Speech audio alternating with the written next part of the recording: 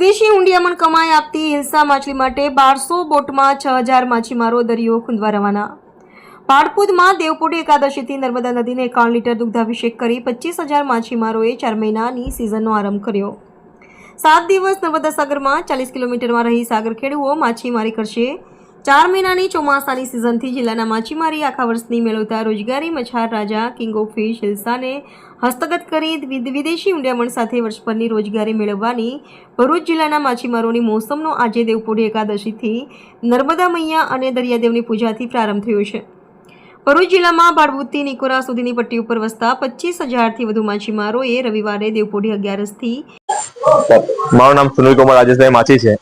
આજ રોજ દેવપોઢી એકાદશના દિવસે ભાડભૂત તથા ભરૂચના માછીમાર સમાજના લોકો પોતાની ફિશિંગનો પ્રારંભ કરે છે।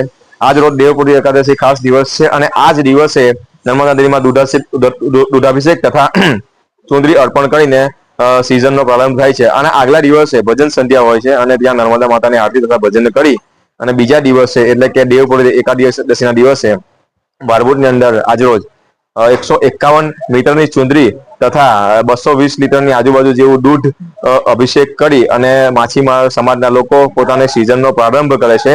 અને અહીંયા અલગ જ માન્યતા છે અને જે ખાસ પ્રકારની હિલ્સા માછલી જે ખંભાતના અખાતમાં ઉદ્ભવે છે તે અહીંયા નર્મદા નદીના પટમાં જોવા મળે છે અને એ નદીનું હિલ્સા માછલીનું ખાસ પ્રકારની હિલ્સા માછલી છે જે ઊંચા ભાવ વેચાય છે તેનું ફિશિંગ કરવા માટે માછીમાર સમાજના લોકો જાય છે। તેમને શુભેચ્છા।